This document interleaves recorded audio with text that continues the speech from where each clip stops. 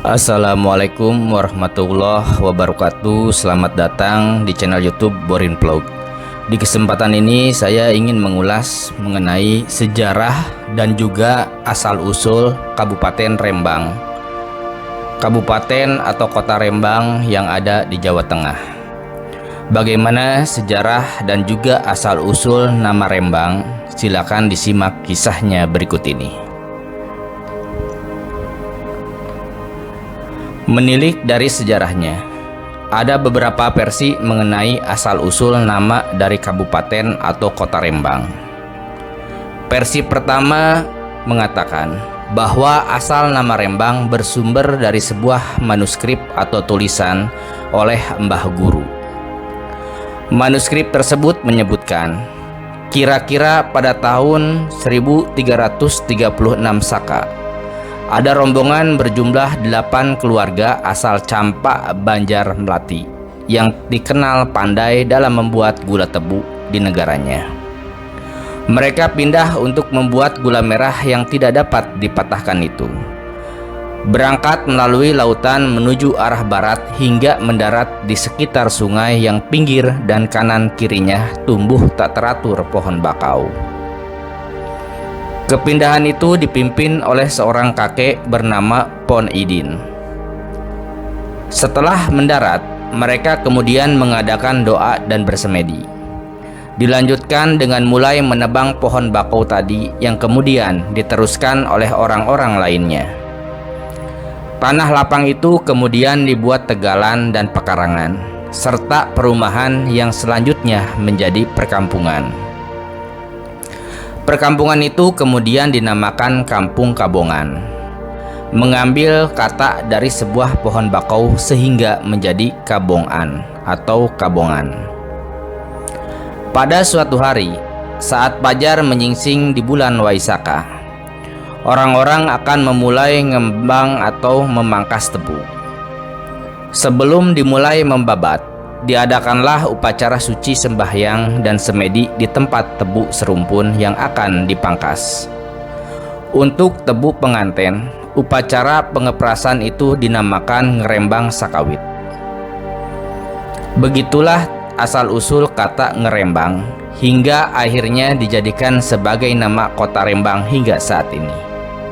Menurut Mbah Guru, upacara ngerembang sakawit ini dilaksanakan pada hari Rabu Legi saat dinyanyikan kidung pada Minggu Kasada bulan Waisaka tahun 1337 Saka. Selain versi tersebut, ada juga versi lain yang mengatakan bahwa asal-usul nama Rembang berkaitan dengan peristiwa datangnya seorang saudagar kaya asal negeri Cina yang bernama Dampo Awang. Pada awalnya, dia pergi bersama para pengawal setianya hendak pergi ke suatu tempat untuk mengajarkan ajaran Konghucu dengan mengarungi samudra yang luas. Suatu ketika, dia telah sampai di tanah Jawa bagian timur dan kemudian berlabuh di sana. Senang dengan daerah yang disinggahinya, dia pun bermaksud untuk menetap sambil mengembangkan ajaran Konghucu yang dibawanya. Suatu ketika, Dampo Awang bertemu dengan seorang wali tanah Jawa, yaitu Sunan Bonang. Sunan Bonang sendiri dikenal sebagai salah satu anggota dari 9 wali atau wali songo yang menyebarkan agama Islam di tanah Jawa. Dampo Awang tampak tidak suka dengan keberadaan Sunan Bonang, sehingga ia memperlihatkan sikap kurang baik kepadanya. Ia khawatir dengan adanya Sunan Bonang, maka ajaran Konghucu yang selama ini diajarkan akan hilang dan digantikan dengan ajaran agama Islam yang dibawa oleh Sunan Bonang. Saat Sunan Bonang hendak mendirikan sholat asar, Dampo Awang berpikir untuk mencelakai Sunan Bonang. Dia pun menyuruh pengawalnya untuk menaruh racun ke dalam air putih di dalam kendi yang berada di atas meja.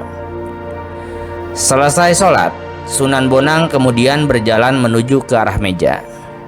Dampo Awang pun mengira bahwa Sunan Bonang akan meminum air dalam kendi tersebut. Namun ternyata dugaannya keliru. Ternyata Sunan Bonang menuju meja untuk mengaji. Hari demi hari telah berlalu. Setiap masuk waktu sholat, Sunan Bonang mengumandangkan azan dan kemudian sholat. Setelahnya Sunan Bonang kemudian mengaji di teras rumahnya. Setiap orang-orang berlalu lalang lewat di depan rumah Sunan Bonang, mereka yang mendengar suara Sunan Bonang saat mengaji dan juga suara Sunan Bonang saat azan menjadi kagum akan ayat-ayat Allah. Tidak lama kemudian, para penduduk pun banyak yang kemudian memeluk agama Islam. Seiring berjalannya waktu, para pengikut Sunan Bonang pun semakin banyak jumlahnya. Mendengar hal itu, Dampo Awang sangat marah karena pengikutnya semakin berkurang dan banyak yang beralih menjadi pengikut Sunan Bonang. Dampo Awang pun kemudian mengirim pengawalnya untuk menjemput Sunan Bonang. Pada mulanya, Sunan Bonang menolak saat hendak dijemput. Namun, karena merasa kasihan kepada para pengawal Dampo Awang yang akan dihukum pancung jika tidak berhasil membawanya, maka Sunan Bonang pun akhirnya bersedia untuk datang ke rumah Dampo Awang. Setibanya di rumah Dampo Awang, Sunan Bonang disambut dengan ramah oleh Dampo Awang. Namun ternyata di balik keramahan tersebut, Dampo Awang telah merencanakan sesuatu. Dampo Awang memberikan suguhan kepada Sunan Bonang berupa buah-buahan segar, makanan enak, minuman lezat, dan sebagainya. Sunan Bonang tidak menaruh curiga sedikitpun kepada Dampo Awang, meskipun Dampo Awang mungkin punya maksud buruk kepadanya. Di tengah perjamuan, Dampo Awang tiba-tiba meminta Sunan Bonang untuk segera pergi meninggalkan daerah tersebut. Mendengar hal itu, Sunan Bonang pun menolak karena dia sudah berniat untuk mengajarkan agama Islam di daerah itu. Dampo Awang menjadi sangat marah mendengar penolakan Sunan Bonang. Dampo Awang kemudian menyuruh para pengawalnya untuk menyerang Sunan Bonang. Tetapi dengan waktu yang sangat singkat, Sunan Bonang dengan mudah dapat mengalahkan pengawal-pengawal Dampo Awang.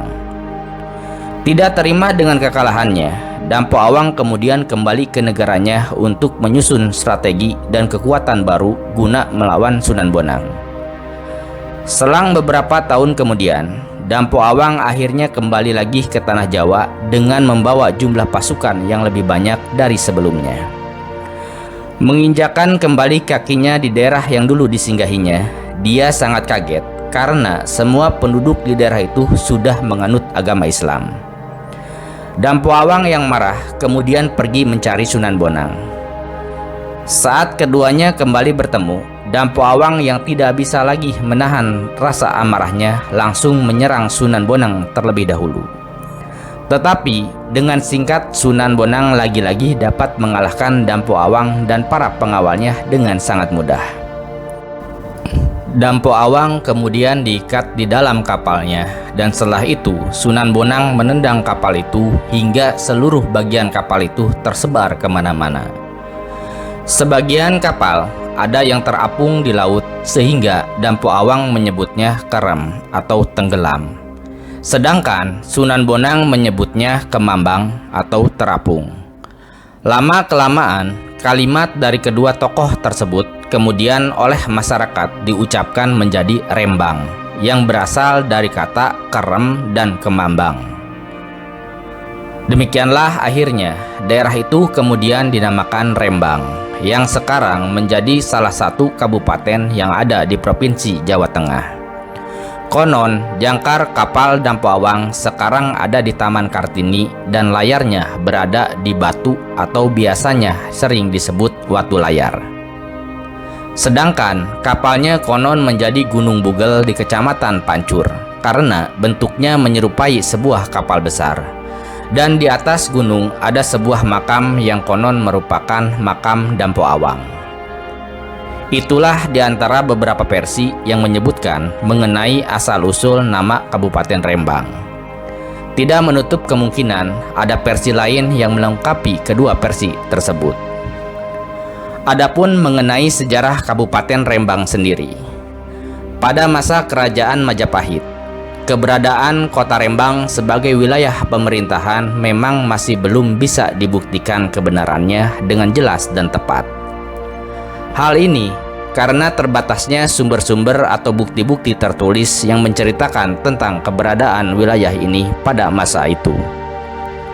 Sebuah sumber tertulis pada masa Majapahit pernah menyebutkan bahwa nama Rembang memang telah disebutkan di dalam Kitab Negara Kertagama pada pupuh ke-11 sebagai berikut.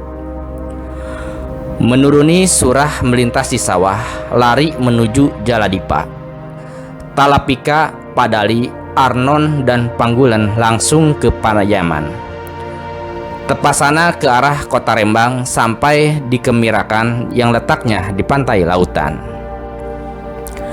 Selain itu, sumber tertulis yang berasal dari Tome Pires juga pernah menyebutkan nama kota Rembang bersama-sama dengan kota-kota pantai lainnya di Pulau Jawa. Adapun mengenai hari jadi Kabupaten Rembang, ketentuan yang dipakai adalah berdasarkan suatu peristiwa besar yang terjadi pada masa pemerintahan Ngabehi Anggajaja, Bupati Rembang pada masa itu. Munculnya pemerintahan Rembang secara tidak langsung erat kaitannya dengan peristiwa pemberontakan Cina atau Perang Pacina yang terjadi pada masa pemerintahan Pakubuwono II. Pemerintahan Pakubuwono II yang berlangsung antara 1726 hingga 1749 di Kerajaan Mataram, Kartasura. Pada masa itu, pemberontakan orang-orang Cina yang pada awalnya terjadi di wilayah Batavia, Jakarta akibat tindakan sewenang-wenang kolonial Belanda terhadap orang-orang Cina akhirnya meluas hampir ke seluruh Jawa. Saat pemberontakan merembet ke wilayah Jawa bagian tengah, Pakubuwono II memberikan dukungan sepenuhnya kepada pemberontakan tersebut yang dipimpin oleh Tai Pansen. Bahkan dengan semboyan Perang Suci, Pakubuwono II memerintahkan kepada para bupati di seluruh wilayah Mataram untuk bergabung dengan pemberontakan Cina guna menghancurkan kompeni. Di wilayah Rembang, perlawanan terhadap kompeni yang dilandasi oleh Perang Suci ini betul-betul meletus setelah datangnya gerombolan pemberontak Cina dari Batavia di bawah pimpinan Pajang.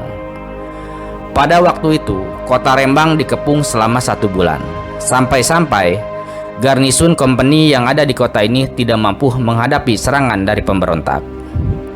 Bupati Rembang saat itu Ngabehi Anggajaya bersama para prajuritnya juga dikabarkan ikut bergabung dengan orang-orang Cina untuk bersama-sama menghancurkan garnisun kompeni di wilayah mereka. Pada akhirnya, garnisun kompeni berhasil dihancurkan dan residen Rembang saat itu ikut terbunuh.